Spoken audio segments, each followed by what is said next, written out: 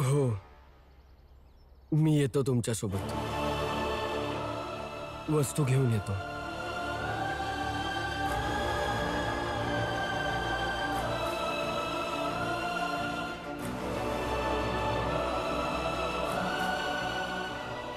साहेब, तुम्ही परत एकदा महाराजांसंग बोला ना. त्यासनी सांगा की भीमला करारातनं मुक्त करा. नाही, काहीच नाही होऊ शकत. भीमरावाला तुम्हाला पाठवावंच लागेल.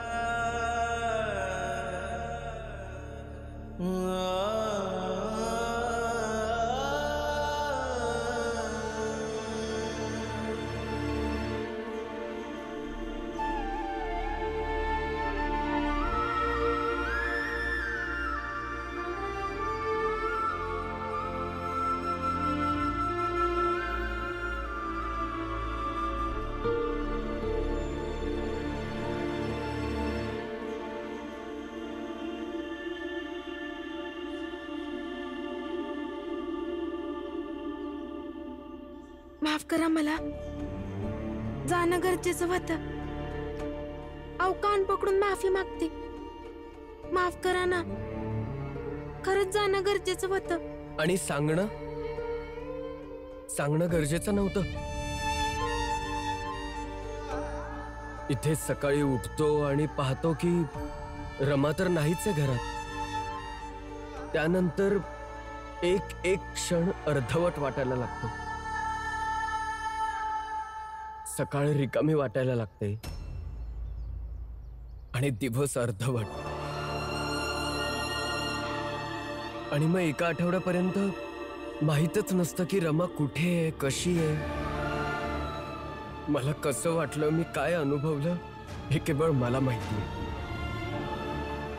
आणि त्यावर तू आत्ता अशी येऊन माफी मागशील आणि म्हणशील मला माफ करा, तर मी सर्व काही विसरून जाऊ. मी पण तुमच्या विना अपूर्णच होते तिकडं. प्रत्येक दिवस हेच विचार करून रडायचे, तुम्ही कसे असाल. जर आईसोबत तुमचं भांडण झालं असेल तर, नाहीतर जर तुमची तब्येत खराब झाली नसेल ना, आणि काय केलं असतं. तुमच्यासाठी गेले आणि तुमच्यापासून दूर राहण्याचं दुःख झेलत राहिले.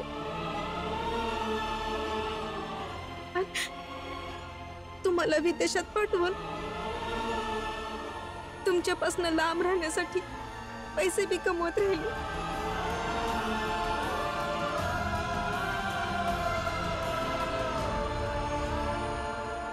मी तर फक्त एका आठवड्यासाठी लांब होते. आता तर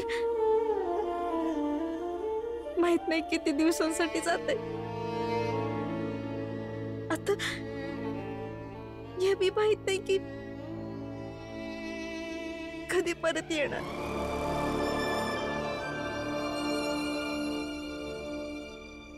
जिजाबाई, जर का भीम एकदा का तो गेला ना, तर माहित नाही परत कवा येईल ते, आणि एवढ्या वेळेपर्यंत काय काय उद्ध्वस्त होईल ते. तुम्ही हे समजा मला का सांगत आहे, आणि मी काय करू शकते ह्या? जिजाबाई, खरं खरं बोलू तर तू नाटक विचार करतीयस. काहीतरी आठव की नाटक, आणि माझ्या पोराला जायापासून थांबव की. तुम्ही लोक मला याच गोष्टीवर टोमणं मारायचे ना, का जिजाबाई लई नाटक करते म्हणून. आणि आज तुम्ही या जिजाबाईकडनं मदत मागत आहे, आणि ते बी कोणासाठी? भीमसाठी. मी तुमची मदत करणार नाहीये. आणि का करू मी? कुणासाठी? माझ्यासाठी. माझ्यासाठी. हे बघा, मी बोलले की मी तुमची कुठली बी मदत करू शकणार नाही. आणि माझ्यासाठी तर हेच चांगलं आहे की भीम इथनं निघून जावं.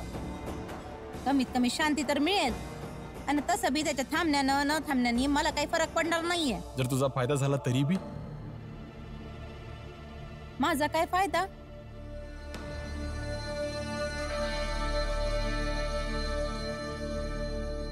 जिजाबाई, तुला नेहमी माझी तक्रार असायची ना का म्या कवा तुझ्यावर प्रेम नाही केलं. आज तुझी शपथ घेऊन सांगतोय, जर आज का तू भीमला जाण्यापासून थांबवलंस ना तर मला काही दिवसांचा येळ मिळेल. तेव्हा म्या तुला असंच प्रेम करत राहीन, असंच तुझ्या संग राहणार आहे मी. असं तुला वाटतंय, असं तू सपान बघितलं होतस. मला विश्वास नाहीये. भीमची शपथ, आयुष्यभर तुझा नवरा बनूनच राहीन. पर आज काय बी करून भीमला जाण्यापासून थांबव.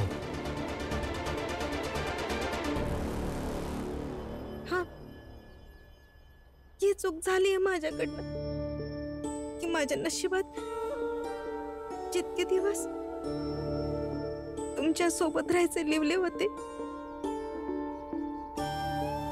त्यातले एक आठवडा तर मीच कमी केलं. त्याच्यासाठी माफी मागते. रमा, माफ करा. हे हे शांत हो. ये ये ये इथे बस बस बस इथे.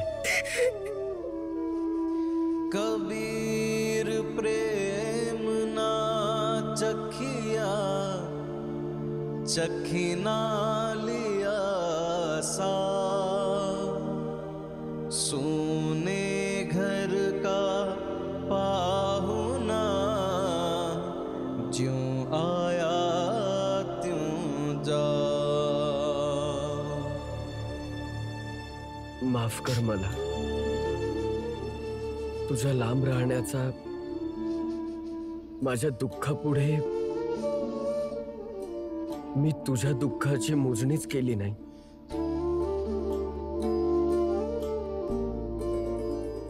माझी चूक झाली, मला माफ कर रमा. अहो असं कान नका पकडू. बरे नाही दिसत तुम्ही.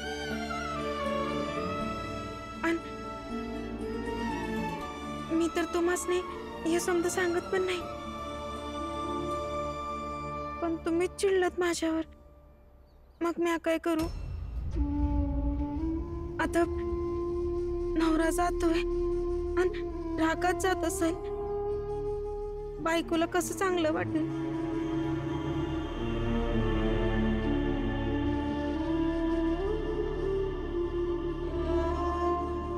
आता सर्व राग, तक्रारी सगळं काही संपलं असेल तर बाहेर जाऊया.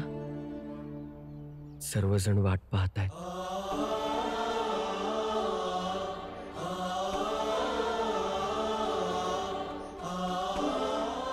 तुमच्या हाताची जखम तर बरी झाली. बरी झालीये. आता सयाजी महाराजांच्या ऑफिसमध्ये जाऊन व्यवस्थित काम करू शकेन.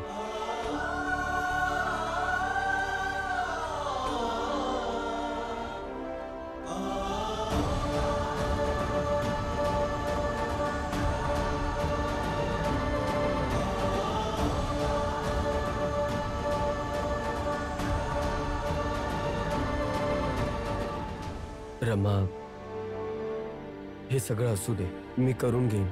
आधी तू काही कर आणि हस.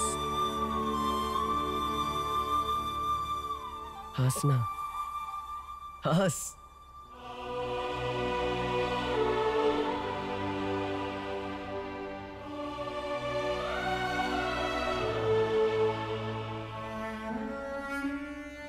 बोल जिजाबाई, बोल. काहीतरी बोल. तूच एक मात्र उपाय आहेस. जर काहीतरी विचार करून तू तिला थांबू शकतेस.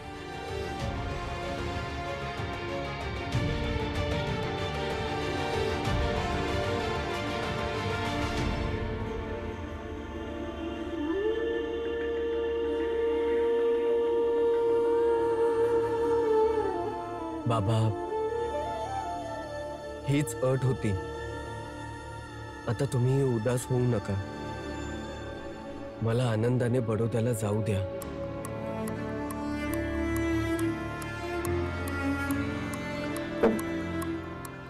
आशीर्वाद द्या बाबा.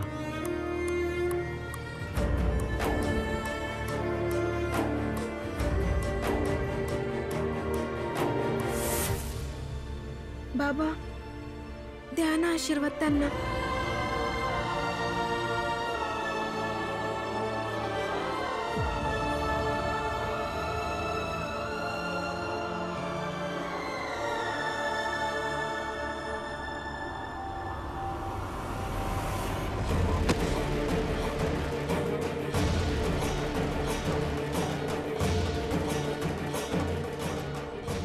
आशीर्वाद देण्याची गरज नाहीये.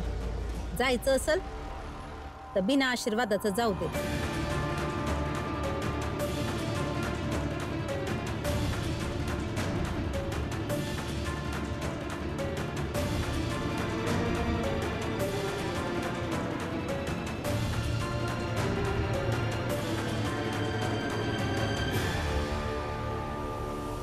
भीम,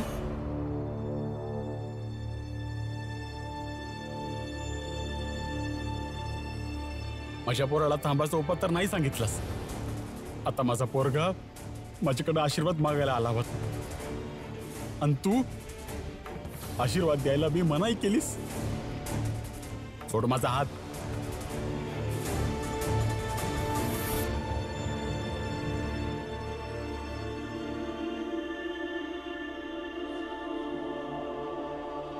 चला मी तयार आहे.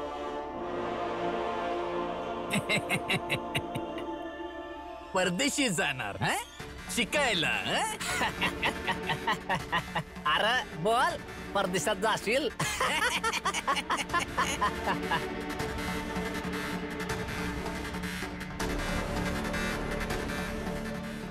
तुम्हा सर्वांचे खूप खूप आभार. मी कधीच विसरणार नाही की ज्या चाळीमध्ये मी राहत होतो त्या लोकांनी मला परदेशात पाठवण्यासाठी काय काय केलंय ते.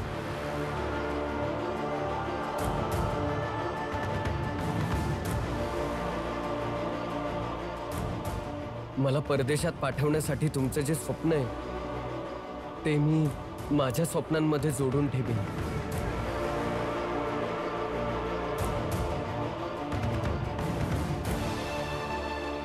परंतु आत्ता मला जावं लागेल.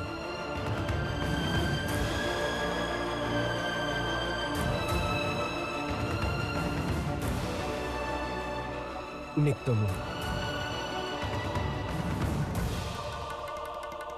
चला.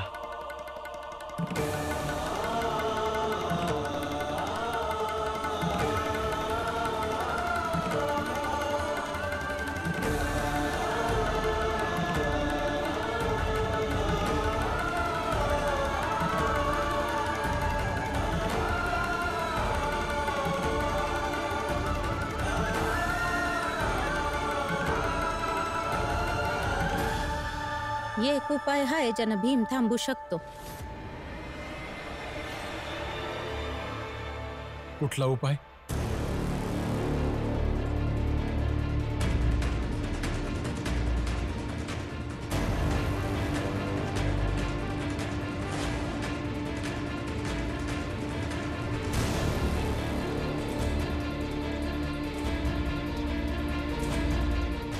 नाही जिजाबाई, असं नको करूस. भीमला थांबायला मी तुला एवढं मोठं पाऊल उचलायला नाही सांगू शकणार. जर का मी भीमचा बाप आहे तर तुझा नवरा बी आहे. कुठला दुसरा उपाय असेल तर मला सांग, पण हे मी तुला अजिबात करू देणार नाही. मला आता दुसरा कुठलाच उपाय सुचत नाहीये. तुम्ही फक्त आपलं वचन लक्षात ठेवा. भीमची शपथ घेतली आहे तुम्ही. जिजाबाई, निघतो मी रमा. स्वतःची, घरातल्यांची,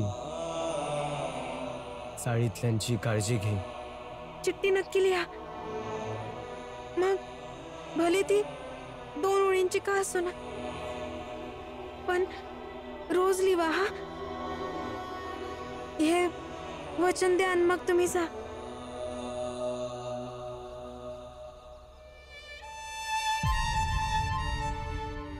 लिहिणार. रोज तुला चिठ्ठी लिहीन.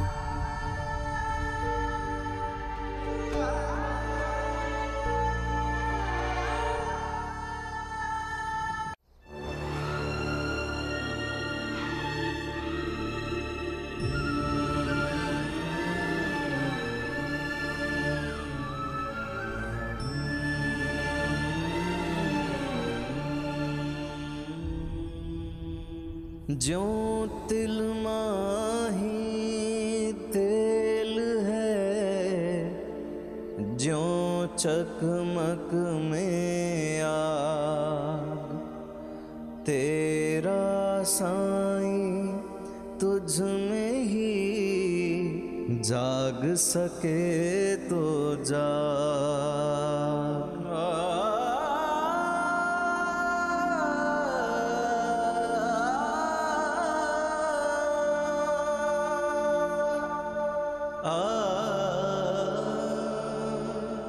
धीरे धीरे रे मना,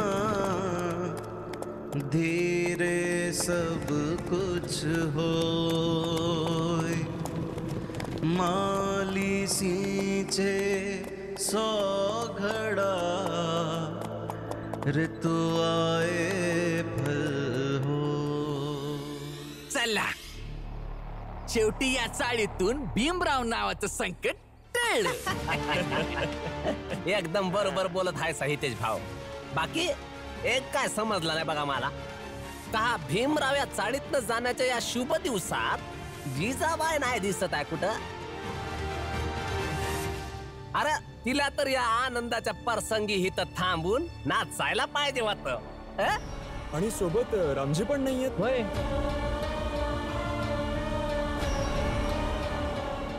जिजाबाई, जिजाबाई असं नका करूस. जिजाबाई माझं ऐक तरी. थांबा तिथंच. जर तुम्ही पुढे आलात ना तर मी विहिरीत उडी मारून जीव देईन माझा. जिजाबाई अडी नको बनवूस. माझ्या नवऱ्यानं माझ्या पुढे अट ठेवली हाय आणि ती अट माझ्या आयुष्यातलं सगळ्यात मोठं स्वप्न हाय. आणि ते स्वप्न पूर्ण करण्यासाठी मी काही बी करल.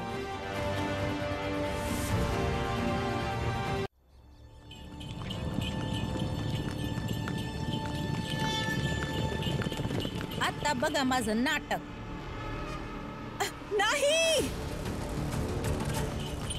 यावेळी जसं तुम्ही मला भीमसाठी सोडून गेला होतात ना, तसं उद्या परत बी जाल ना. त्यापेक्षा चांगलं आहे मी पाण्यात उडी मारून जीव देते माझा. तुम्ही पुढे येऊ नका, मी उडी मारून जीव देईल माझा. उडी मारीन मी, सांगते. जिजाबाई असं करू नको. जिजाबाई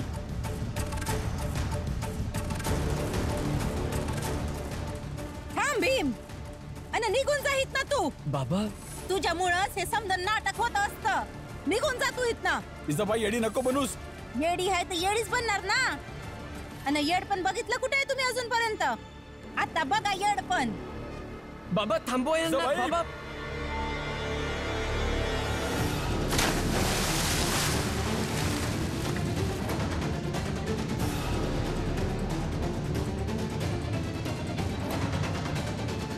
आता दिवसभर काय तुम्ही असे उभे राहणार का?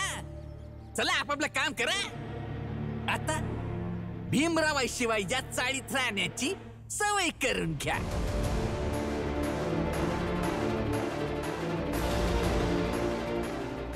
आणि मला तर वाटतं आता या चाळीमध्ये पहिल्यापेक्षा जास्त शांतता असेल. एकदम बरोबर बोलला तुम्ही हितेश भाऊ.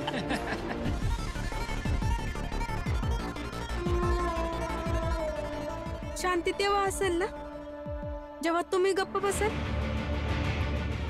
आणि कोणा दुसऱ्यांना शांतीनं राहू द्याल. आणि जर इतकाच शांतीचा अनुभव होत आहे मग जा चौथ्याच्या खोलीत जा. मग इथनं बाहेर निघून जा. पण आता काय बी बोलू नका इथं, कारण तुमचं म्हणणं ऐकण्यात अजिबात रस राहिला नाही.